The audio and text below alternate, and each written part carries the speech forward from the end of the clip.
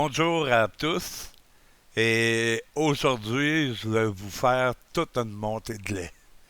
Et j'ai écouté un message aujourd'hui d'un ancien collègue, d'un ancien ami, toujours un ami pour moi, là. Il n'est pas mon ami du tout. Et j'ai, ouf, j'ai été vraiment blasté dans le mauvais sens. j'ai J'étais étonné qu'un universitaire, qu'un pasteur de métier depuis de très longues années arrive à des conclusions semblables concernant l'Ancien Testament. Hein. Euh, je vais juste revenir sur quelques citations qu'il a fait. Hein. Premièrement, il a dit que la loi de Dieu, la loi de Moïse, hein, la loi de Dieu entre guillemets, la loi de Moïse, mais elle était juste et elle reflétait un Dieu juste, tandis que la grâce, elle, nous reflète la miséricorde et la bonté de Dieu, mais jamais sans nommer la loi comme quelque chose de mauvais ou quelque chose de dépassé. Il avait un estime assez profond pour la loi pour affirmer que cette loi était une manifestation du Dieu juste. La loi nous démontrait le caractère sacré et le caractère juste de Dieu. Juste là, laissez-moi arrêter un moment et vous dire que pour affirmer une chose pareille, il faut vraiment pas avoir lu le Lévitique, ou il faut l'avoir lu très peu. Hein? Premièrement, laissez-moi vous dire que la loi de Moïse, ce n'est pas les 10 commandements. C'est un ensemble de 613 commandements. Et quand Jésus s'attaque à la tradition des pharisiens, il ne s'attaque pas à la loi orale que supposément, selon eux, Moïse aurait reçue de Dieu. Non, il s'attaque à la loi écrite de Moïse.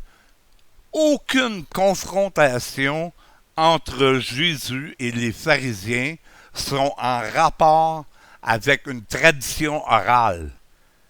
Toutes les confrontations que Jésus va avoir avec les scribes, avec les pharisiens et les sadducéens, c'est toujours des confrontations par rapport à la loi de Moïse. Hein?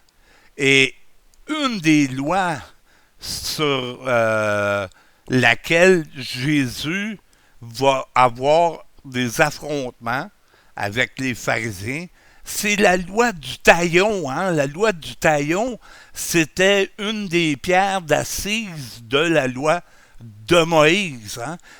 La loi du talion, c'est cette fameuse loi qui disait œil pour œil, dent pour dent et vie pour vie.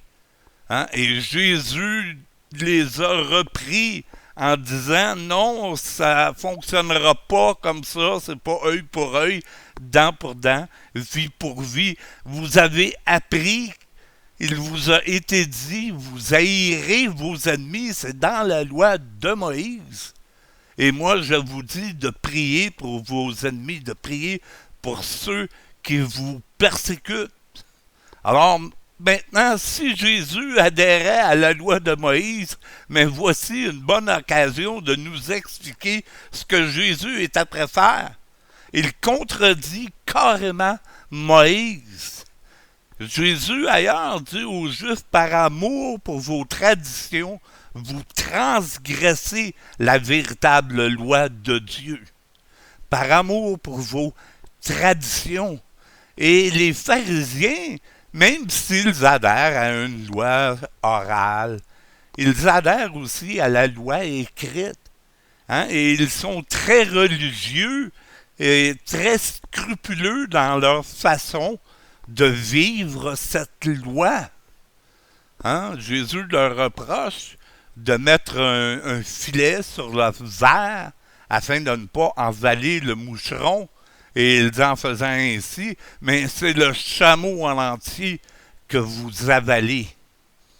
Lorsque les pharisiens viennent Jésus et lui présentent la femme adultère, ce n'est pas sur une base d'une loi orale, c'est sur la base de ce que Moïse a déclaré, et légalement, selon Moïse, ils sont dans leur droit de lapider cette femme.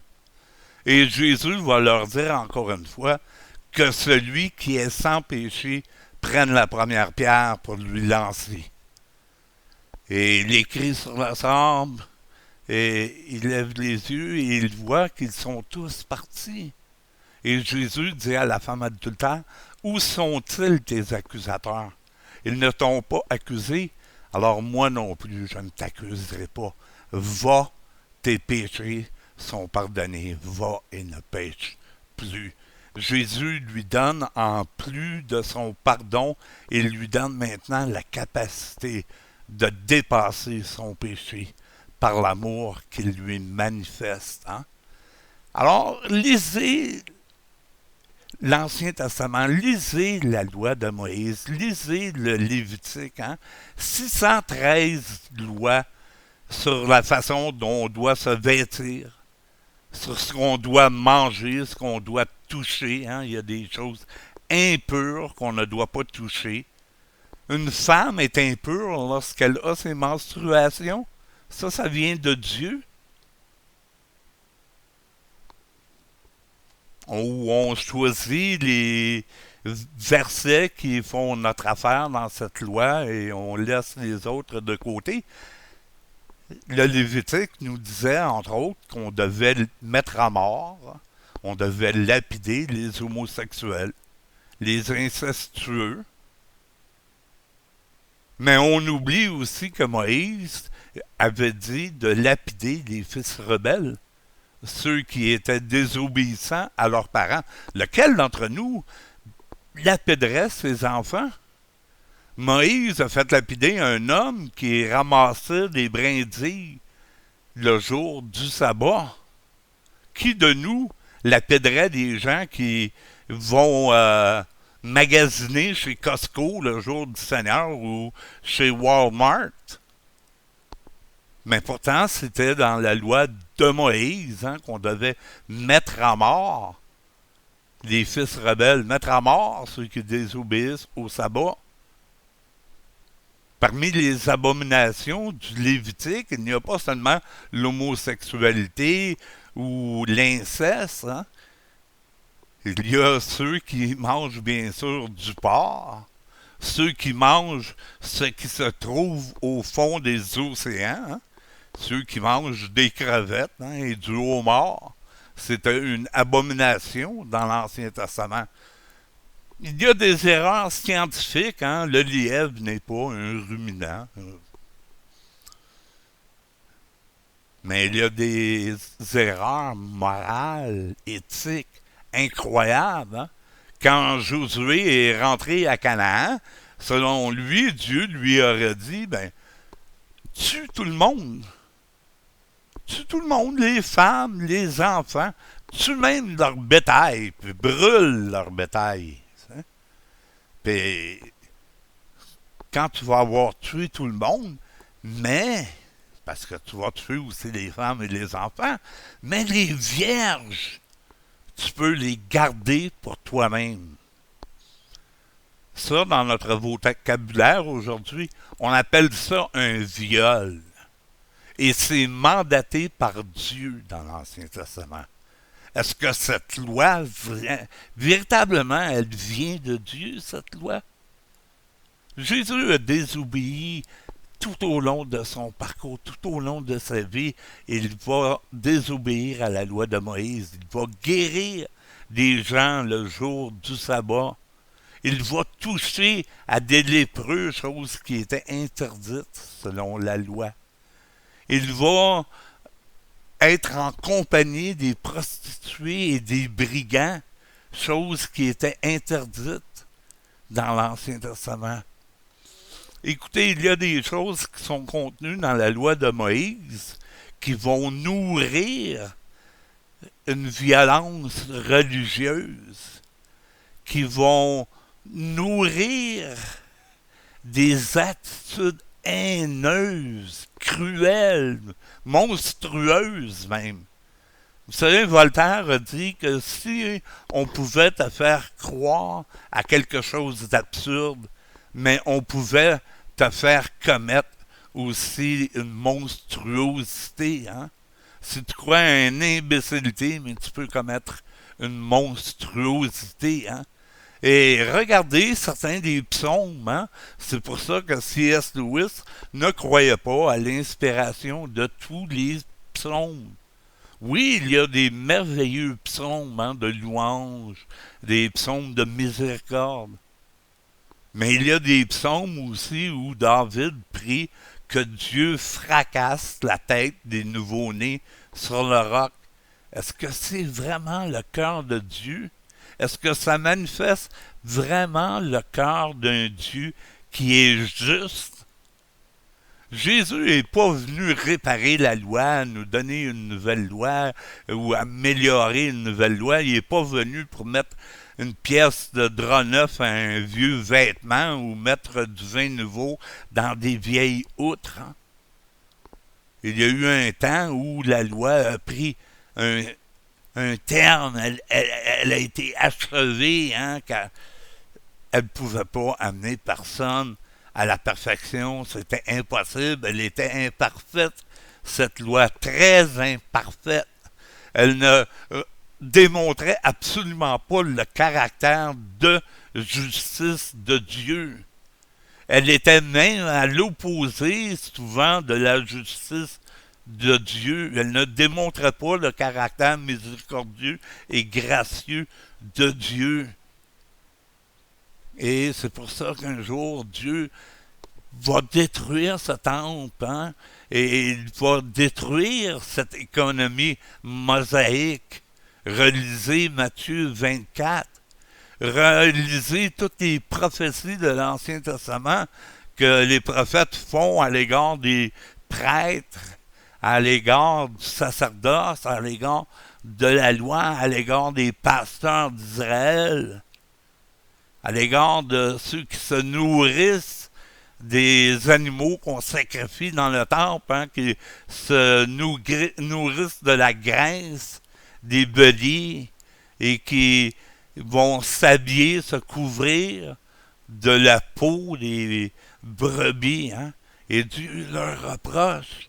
Et même Ésaïe, les multitudes de sacrifices qui étaient offerts dans le temple, Ésaïe dit que Dieu n'en a rien à faire de vos assemblées solennelles. Dieu n'en a rien à faire de vos sacrifices. Il va prendre vos sacrifices et il va vous les lancer en plein visage. Il va prendre les excréments de vos sacrifices et il va vous les lancer en plein visage. Dieu n'en a rien à faire des rituels. Dieu n'en a rien à faire des cérémonies. Dieu n'en a rien à faire des choses externes, de l'apparence. Dieu n'est pas un Dieu légal. Dieu est un Dieu de communion. Le Saint-Esprit n'est pas un être qui impose, qui s'impose, mais qui inspire.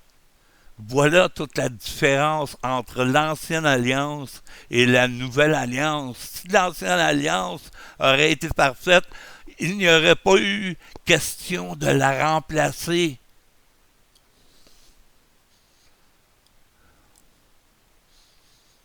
Non, la loi de Moïse était très loin de représenter le caractère de Dieu, de représenter sa justice. La justice et la miséricorde nous a été fait connaître par Jésus, celui qui a révélé le Père, qui nous a révélé Dieu comme un papa et non pas comme un législateur. Cette loi a été appelé par Jésus votre loi. Il est écrit dans votre loi. Jésus n'a jamais associé la loi de Moïse comme étant sa loi, mais il est écrit dans votre loi. Dans votre loi, il est écrit. Alors, bien sûr, certains vont me sortir le passage où il est dit qu'aucun iota de la loi va disparaître tant que le ciel et la terre vont subsister. Hein? Et le ciel et la terre, dans l'Ancien Testament, c'est un symbolique qui nous parle de la nation d'Israël hein, et de ses officiants. Les officiants sont souvent nommés le ciel et la terre, c'est le peuple. Et dans Matthieu 24, dit que cette génération ne passera point que toutes ces choses n'arrivent. Hein. La loi, elle n'est plus là. Jérusalem a été détruite. Elle a été incendiée. La loi de Moïse, elle s'est terminée. L'apôtre Pierre disait qu'il fallait que les éléments se consument. Et le mot qu'il utilise, ce n'est pas les éléments de l'univers, hein, comme le feu, l'eau, l'air. Non, le mot pour élément, c'est le même mot que l'apôtre Paul utilise pour parler des rudiments de la loi. Et la loi, mais elle n'est plus là. Elle s'est terminée en 1900, en l'an 70, quand les armées de Vespasien et de Titus sont rentrées à Jérusalem et qu'ils ont encerclé la ville, puis ils l'ont incendiée et détruit le temple. La loi a été enlevée du chemin. Non, la loi ne manifeste vraiment pas le caractère et la justice de Dieu. Hein. Et les plus légalistes parmi les pasteurs, ce sont ceux qui aimeraient vous faire croire que cette loi était juste et qu'elle manifestait la justice de Dieu. Mais relisez le Lévitique, il y a des abominations et des... Moi, quand je lis ça, je lis j'ai pas l'impression de lire un prophète qui a entendu parler de Dieu. J'ai l'impression que j'entends une petite adolescente frustrée devant son chum. Hein? Il n'y a rien de sain dans le Lévitique. C'est des aberrations par-dessus aberrations. Libérez-vous des légendes urbaines. Libérez-vous des dogmes. Libérez-vous des credos sans cœur. Laissez-vous gagner par un Dieu de grâce, un Dieu d'amour. Vous voulez avoir une réelle compréhension de la justice de Dieu? Regardez à Jésus-Christ, qui se souciait d'une véritable justice. Et les prophéties à son égard disaient qu'il ne se relâcherait point jusqu'à ce qu'il ait établi la justice sur la terre. Une justice pour les pauvres, une justice pour les opprimés, pour ceux qui sont persécutés, pour ceux qui ont soif de justice.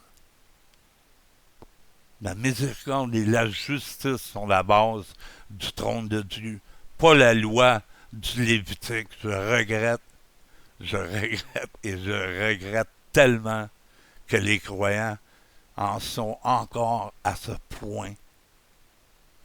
C'est vraiment malheureux. Que la grâce, que la paix du Seigneur Jésus-Christ soit avec vous. Je vous remercie d'avoir été attentif. Peace. Passez une bonne semaine. Bye.